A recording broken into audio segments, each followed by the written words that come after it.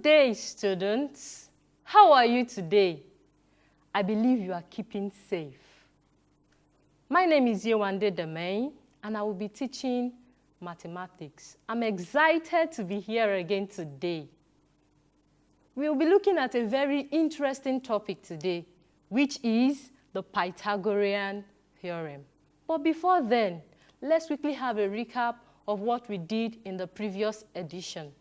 We talked about plane shapes with emphasis on the triangles. We talked about different types of triangles. We talked about the equilateral triangle, the isosceles triangle, the scaling triangle, and the right-angled triangle. I gave you an assignment in the previous edition, and here is the solution to that assignment.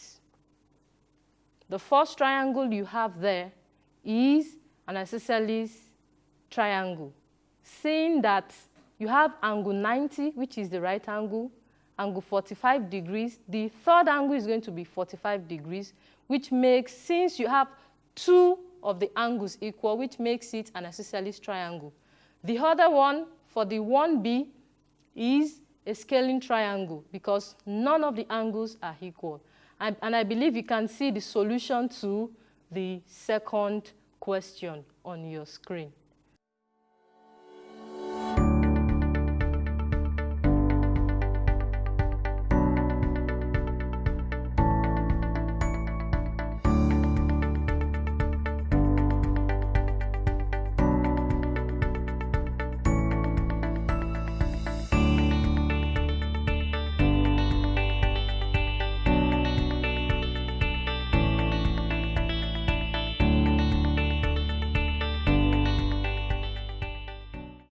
Quickly, let's move on to our topic for today, the Pythagorean theorem. In life, there are so many principles guiding the things we do. So also, God did not leave us without principles by which we can live a godly life. The Pythagorean principle is the Pythagorean theorem is the theorem guiding the right-angled triangle. And I believe you remembered in the previous lesson, we explained, or I talked about the right angle triangle in details. It is a triangle formed when you have a vertical line and an horizontal line. Then you have an inclined line meeting. Then you should not forget that what makes it a right angle triangle is because of the right angle. And I believe you remember what the value of that right angle is. Yes, angle 90 degrees. Good. That said, let's move on to what Pythagorean discovered about the right-angled triangle. The one who propagated this theorem is called Pythagoras. You know, that got me thinking, someone discovered this. I should do something in my life that will count even when I leave. Good. So let's move on to what Pythagorean discovered about a right-angled triangle. This principle is what guides the right-angled triangle. But before then, it is important for you to be able to identify the longest side of any given right-angled triangle. And the name of this longest side is called the hypotenuse. How do you identify the hypotenuse? Simple and straightforward. It is the side, it is the longest side of the right-angled triangle, and it is also the side facing the right angle. Let me repeat that. It is also the side facing the right-angled triangle. Let me draw another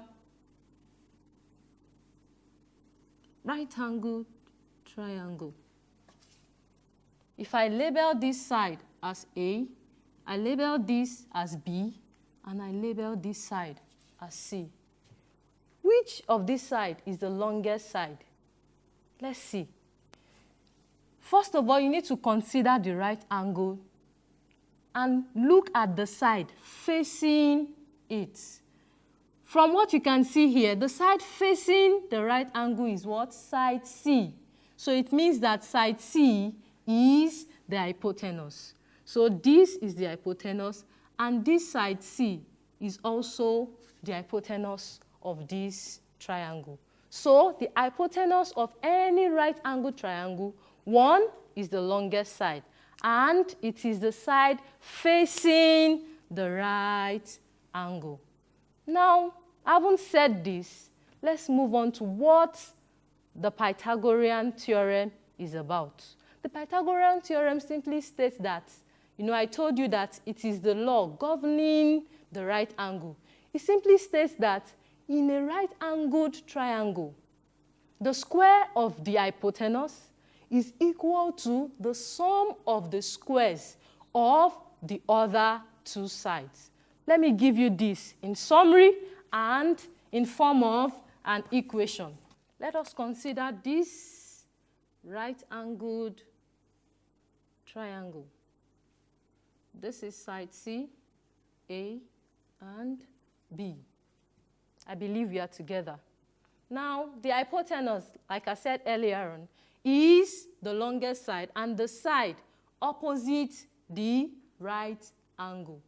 What Pythagoras said in his principle is that the square of this hypotenuse, which is what? C squared, is equal to the sum of the squares of the other two sides, which means you take the square of A plus the square of B. This is what the theorem is talking about. I want you to keep this and always remember that anytime you see a right angle triangle, this principle will always govern it.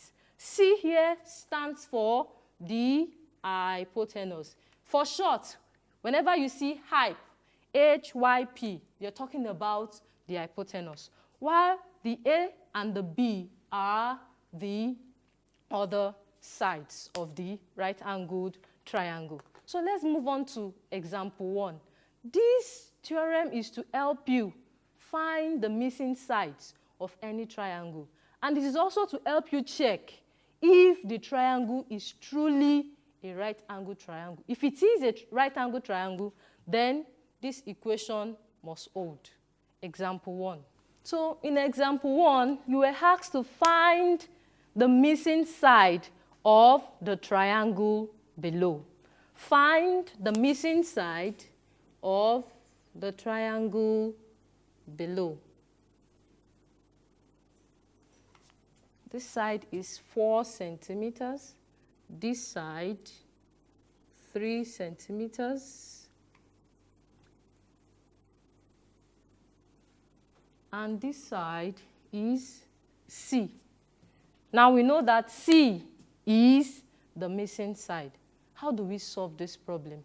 Simple and straightforward. The first thing is, let's identify if this triangle is a right-angled triangle. If it is, then we apply the Pythagorean theorem. With this right angle here, it tells us that this is a right-angled triangle. And then, after you've been able to identify that it is a right-angled triangle, you should be able to identify the hypotenuse. Now look at this. This is the right angle and this is the side opposite it. Then this means that our hypotenuse is equal to C. Don't forget, I gave you the equation for the Pythagorean theorem. That it is C squared is equal to A squared plus B squared. So here, our C is the hypotenuse. That is what we are looking for. Our A is 4 centimeters. And our B is what? 3 centimeters. So we have C squared is equal to 4 squared plus 3 squared. So we have C squared is equal to 4 squared means 4 times 4. And 4 times 4 is 16. Plus 3 squared means 3 times 3, which is 9. So we have C squared is equal to 16 plus 9 gives 25. So now we have c squared is equal to 25. How do we find c? We are looking for c, not c squared. So it means you need to take the positive square root of both sides. So if we take the square root of the left-hand side and the right-hand side, the square root of c squared will simply be c, and the square root of 25 is simply what? 5. So that tells us that the missing side is 5 centimeters. Students, please always remember to include your units in your answer. A lot of students make that mistake. Please always remember to include your units in your answer. So at the end of the solution, we see that the longest side here is C, which is what? 5 centimeters. You can check if this is correct. Don't forget, the Pythagorean theorem states that the square of the hypotenuse, which is what? 5 squared, must be equal to what? 4 squared plus 3 squared. 5 squared is 25, 4 squared is 16, plus 9. We see that we have 25 on both sides. So this shows us that we are correct. And there's one thing I also want to mention, that these 3 sides of the right angle triangle, we call them the Pythagorean triple. We call them the Pythagorean triple. So for this example, the Pythagorean triple is 3, 4, and 5, where 5 is the longest side and it is the hypotenuse. You can see that we have 1, 2, 3 of them. So it is called the Pythagorean triple. Quickly, let's move on to example 2. Example 2. Example 2 says, a ladder 13 meters long is placed on the ground such that it touches the top of a vertical wall, which is 12 meters high. Find the distance of the foot of the ladder from the bottom of the wall. How do we solve this question? I believe you have used a ladder before.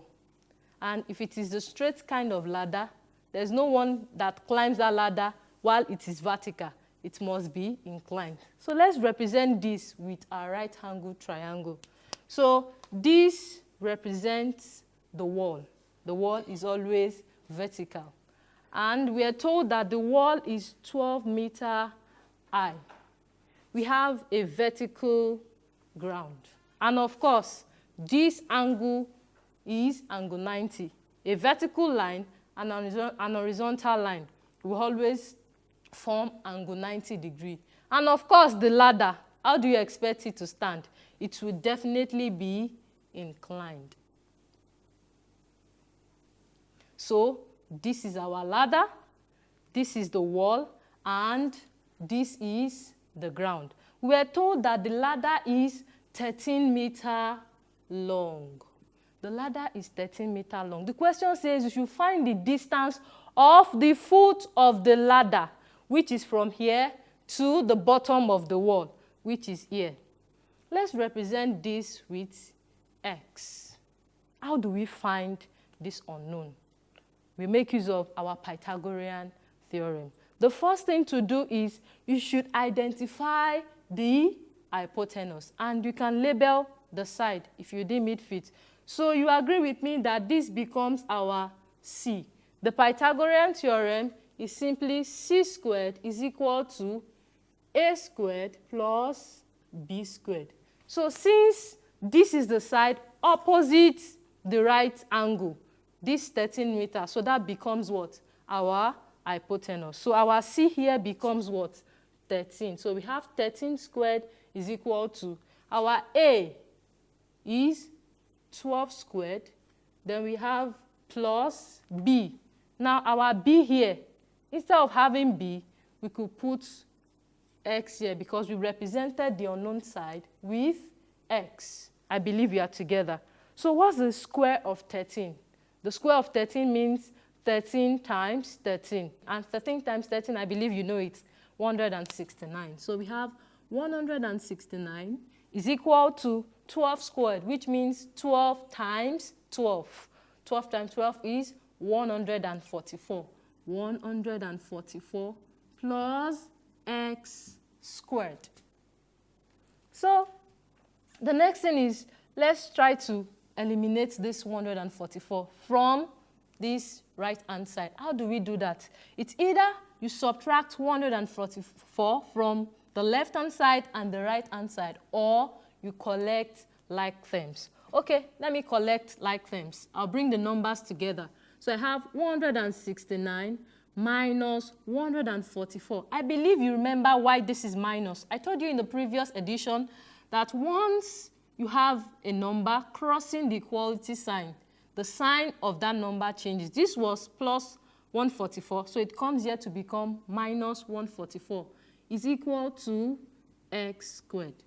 169 minus 144 gives us 25. So 25 is equal to x squared. Like we did in example 1, we need to take the positive square root of both sides so that our x will stand alone. So we have 25 is equal to x squared. So I've taken the square root of both sides. The square root of 25 is 5, and the square root of x squared is x. So we can conclude by saying x is equal to 5. The unit is in meters. Don't forget, always include the unit. You can therefore conclude by saying the distance between the foot of the ladder and the bottom of the wall is 5 meters. This is a beautiful application of the Pythagorean theorem. If you don't know the length of your wall at home, you know you can use this theorem to calculate the height of your sitting room. Once you know the length of your ladder and you know the distance between the distance between the bottom of your ladder and the wall. Using Pythagorean theorem, since your wall is, we have the vertical wall and the horizontal ground, you'll be able to use this theorem to calculate the height of your wall without even climbing the ladder. You can see the beauty of Pythagorean theorem. Good. So let's move on to example 3. Example 3.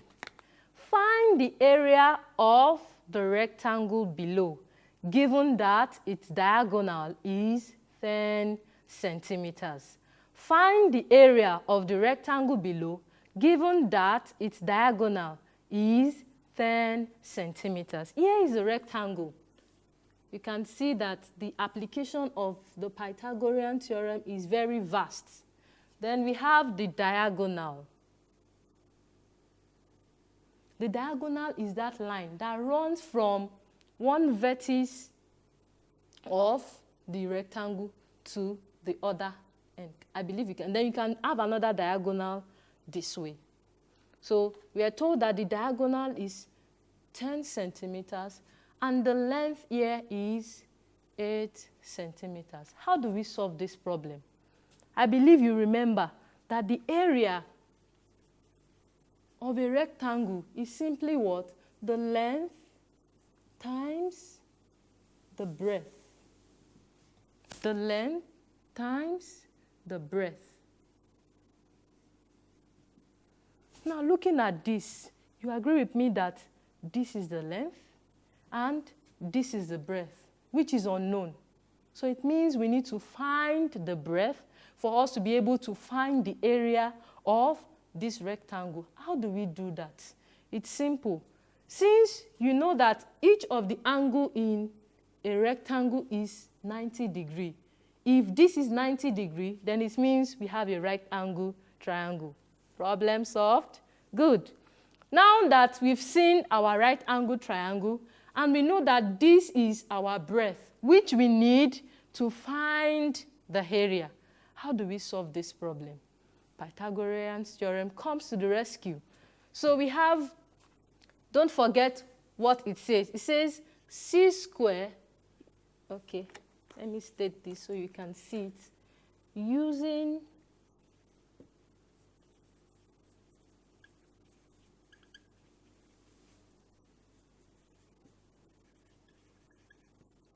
we have c squared is equal to A squared plus B squared.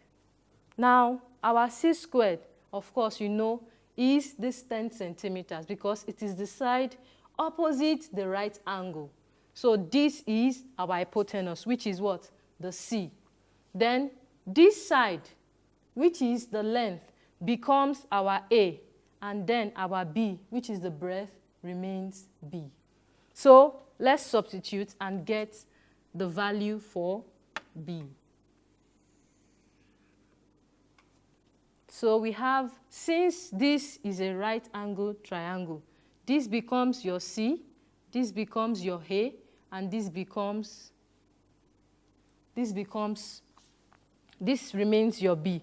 So let's substitute to get our values. Our C is 10, so we have 10 squared is equal to, our A is 8 centimeters, so which is 8 squared plus B squared. So let's evaluate to get the value of B. 10 squared is 10 times 10, and 10 times 10, you know, is 100, is equal to 8 squared is 8 times 8. 8 times 8 is 64 plus B squared. So let's collect like terms. We have 100 minus 64 is equal to B squared. So 100 minus 64, that gives 36. So we have 36 is equal to B squared. What do we do here? I believe you said we should take the square root of both sides. That's correct. So let's take the square root, that's the positive square root of both sides, knowing fully well that we cannot have a negative length. So we have the square root of 36 is 6, and the square root of B squared becomes what? B. So here we've been able to find the value of B, which is our breadth. Now it's simple for us to find the area. Now the area simply from here, which is length times breadth, the area then becomes, our length here is 8 centimeters. Okay, let me have 6 is equal to B. B is equal to 6 centimeters. And our breadth is now 6 centimeters. So we have times 6 centimeters. 8 times 6 gives 48. So our area is finally 48 centimeters times centimeters. That gives centimeters squared. So that's the final answer. We've been able to find the area of this rectangle to be 48 centimeters squared. There's something I mentioned earlier on which I need you to pay attention to. It makes finding the side of a right angle triangle pretty easier once you get familiar with them. And it is referred to as the Pythagorean triple. The Pythagorean triples. So they are always in 3 sets, and the 3 sets represent the sides of a right angle triangle. In our example 1, I gave you one of those sets. You have 3, 4, 5, where 5 is the longest side, and that's the hypotenuse of the right angle triangle. In our example 2, we saw another set, which is 5, 12, and 13. Where 13 is the hypotenuse representing the longest side. In this example 3, we could see that in that rectangle, the length is 8 centimeters, the diagonal is 10 centimeters, and the breadth we found was 6 centimeters. So another Pythagorean triple is 6, 8, and 10. We have so many other examples, like you see on your screen. We have 9, 12, 15, 8, 15, 17, 12, 16, 20, 15, 20, 25. We have 7, 24, and 25. Those are examples of the Pythagorean triple. So anytime you see, for example, a right angle triangle and you were given just two sides, once you're familiar with the Pythagorean triple, you immediately know the third side. For example, if you see a right angle triangle with two sides having 3 and 4, then you definitely know quickly that the hypotenuse will be what? 5. So this is the essence of the Pythagorean triple. This said, I'm going to give you an assignment that we'll review in the next edition. But don't forget, I said earlier on that the Pythagorean theorem states that in a right angle triangle, the square of the hypotenuse is equal to the sum of the squares of the other two sides. In summary, don't forget this. C squared is equal to A squared plus B squared. Keep this wherever you go. God bless you. Stay safe.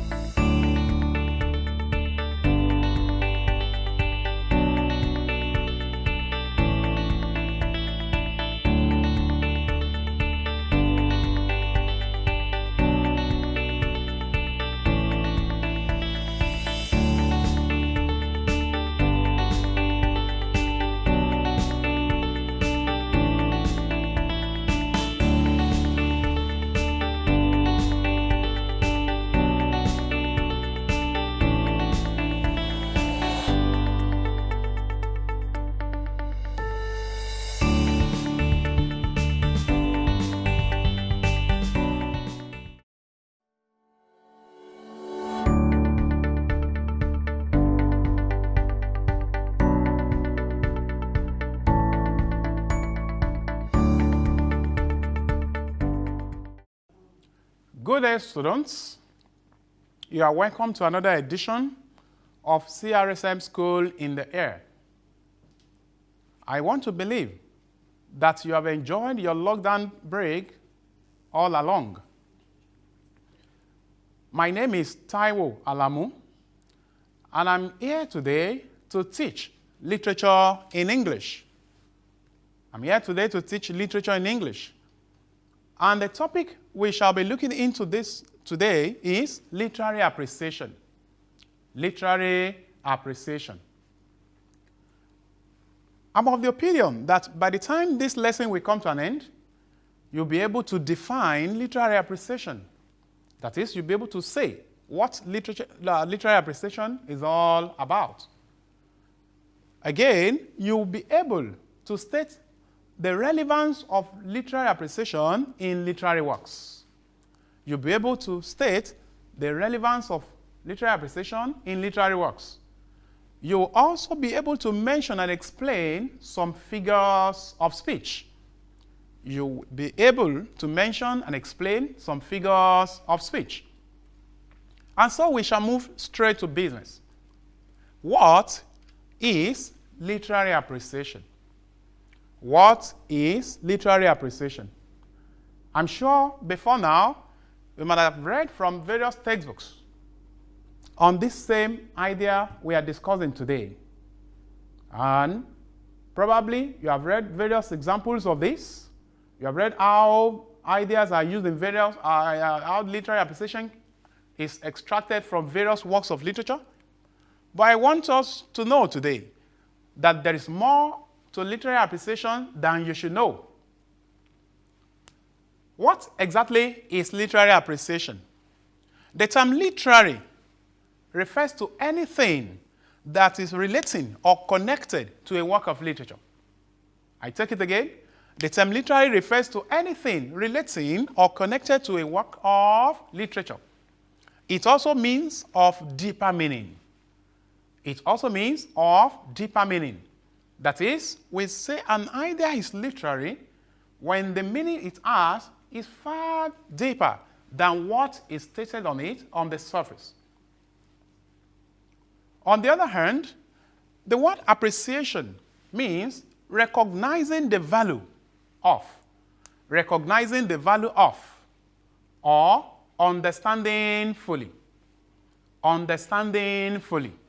That is, when you say you appreciate an idea, it means you recognize the value that such a thing has.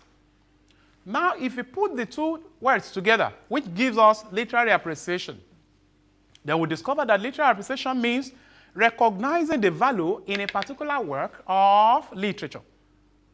Literary appreciation can be described as recognizing the value in a particular work of literature. It is an important aspect of literature in English paper, that is, literature in English examination. How do I mean? We know from the Bible, in the book of Genesis, that after God formed the world, we read that the world was void, and it has no form, and dark, and the Spirit of God was moving upon the surface of the earth. This means that even the Spirit of God had no space to set on the world that He created. And what did God do? He commanded light to come.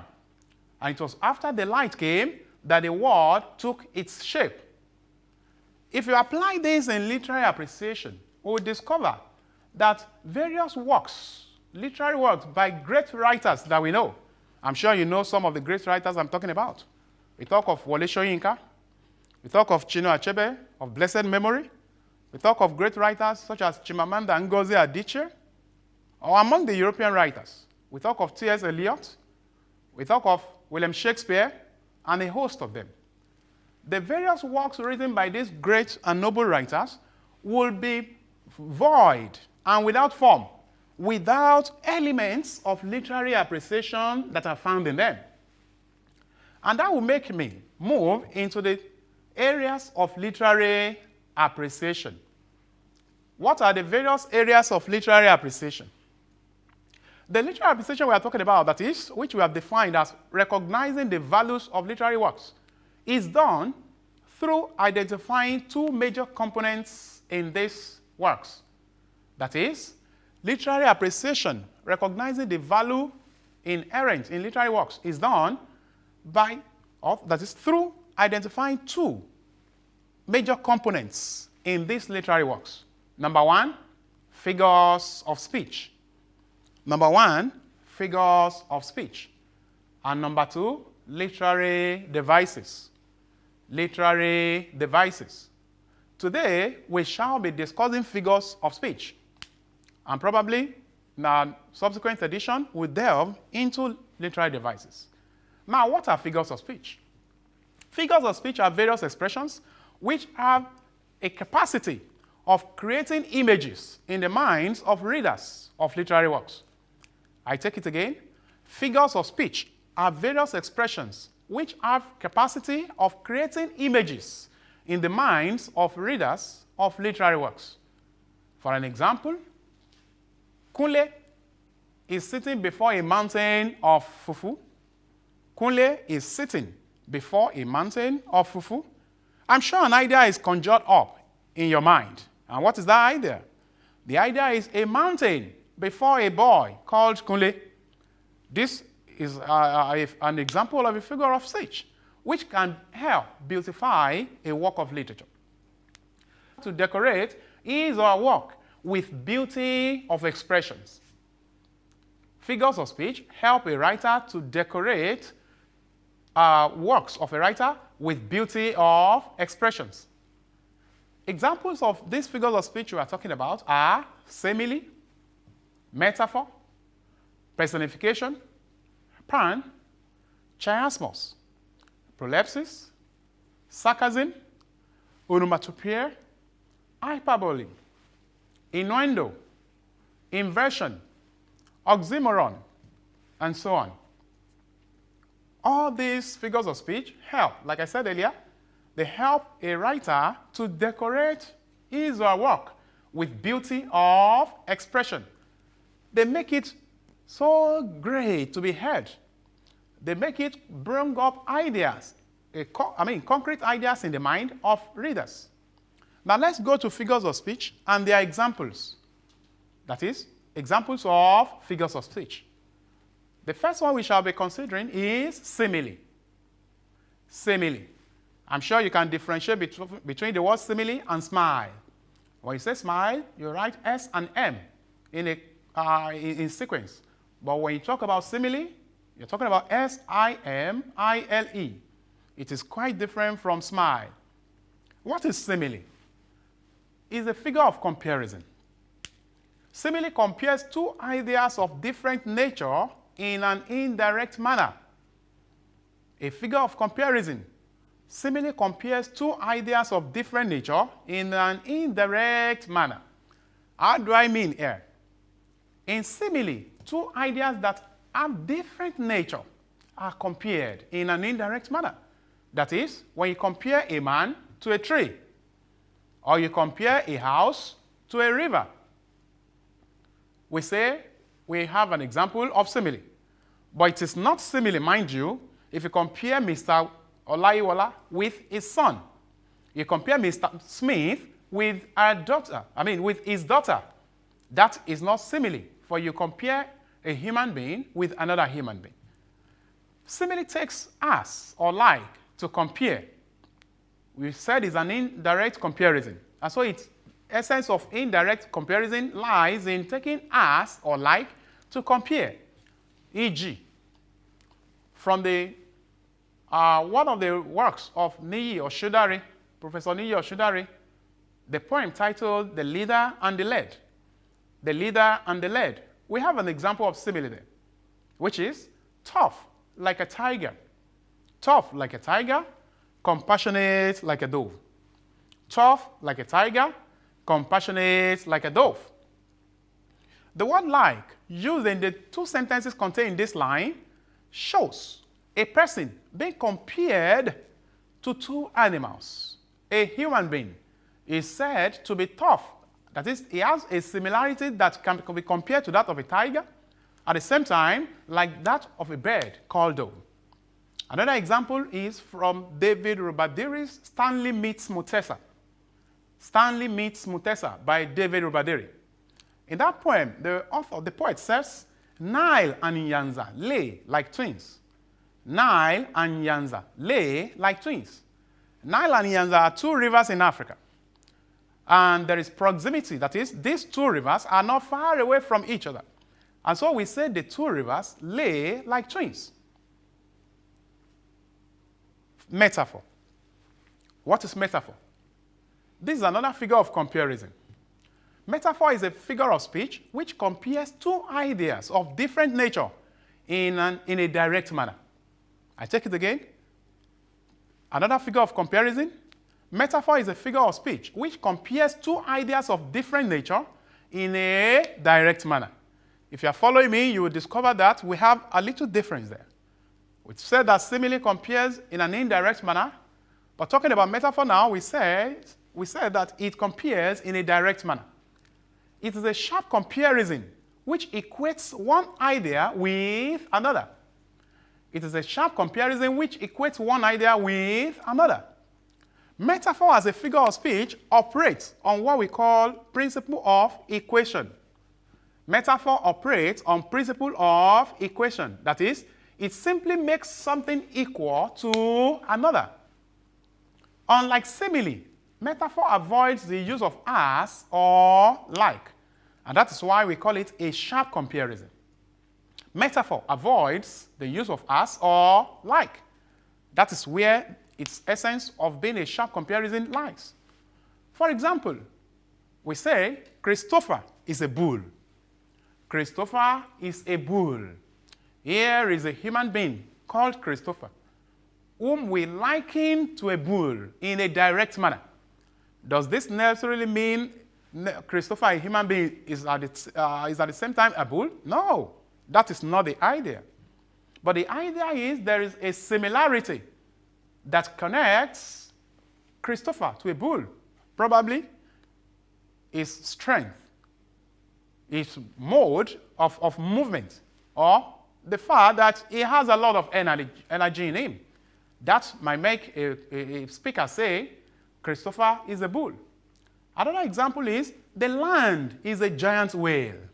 The land is a giant whale that swallows the sinker with hook and bait. The land is a giant whale that swallows the sinker with hook and line and bait. That is obtained from Gbemisola Adeoti's poem titled Ambush. Gbemisola Adeoti's Ambush. The land here is compared to a big fish, the giant whale. The land here represents leaders in various African nations who are insensitive to the plight of a common man. And so we compare them to a giant whale that swallows the hope of the masses. Another example of figure of speech is personification. Can somebody say it after me? Personification. If you take a look at the word personification, you will see a word, person. From person, we move into personify, and from personify to personification. How do we mean with this? Personification is the figure of speech which simply makes a human out of a non-human idea. Personification as a figure of speech makes a human out of a non-human idea.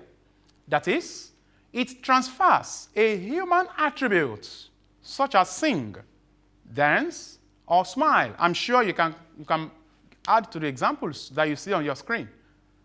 Various attributes of a human, such as sing, dance, or smile. Personification transfers these qualities to a lifeless idea. For example, we say, the sun smiles in the sky. The sun smiles in the sky. The word smile here is an attribute of man, of a human, that we have transferred to what? To sun, making the sun act in the capacity of a human being.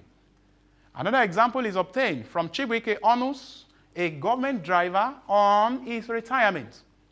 Chibuike Onu, a Nigerian poet, wrote about a government driver who has served for a period of 35 years, but now is going on retirement. And so, one of the lines of the poem reads, "Today frees and makes me a king. Today frees and makes me a king." The word today is personified. That is, attributes of human, such as free and makes, are transferred to the what? To the word today. Which means it has been personified.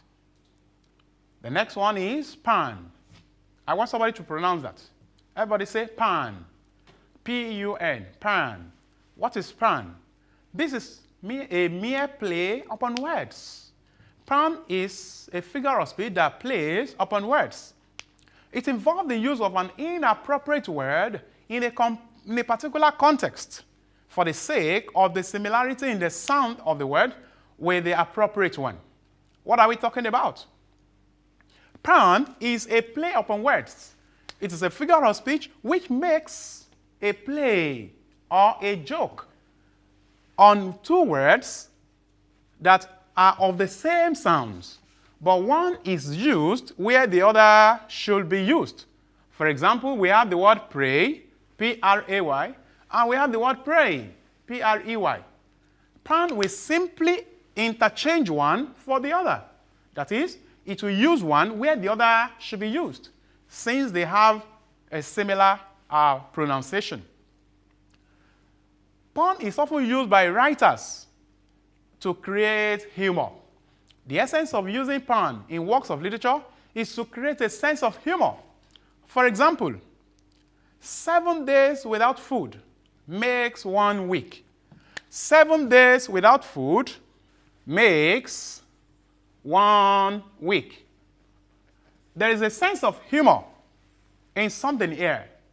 We take a look at 7 days. We all know that when we talk about 7 days, it makes what? 7 days make a week. But look at the word week that we have here.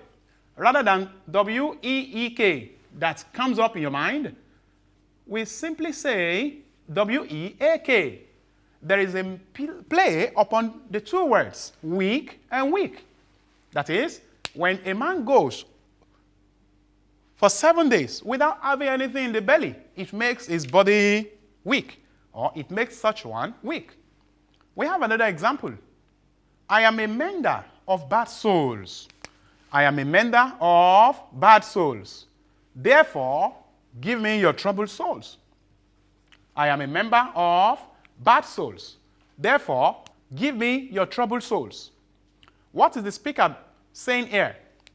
In the first instance, when we say I'm a member of bad souls, the souls expected by a reader is S-O-L-E, the soles of a shoe. But the writer interchanges that and says, I'm a mender of bad souls, the soul of a human. And therefore goes ahead to say, therefore, give me your troubled souls. The souls expected after the word trouble is S-O-U-L-S. S-O-U-L-S.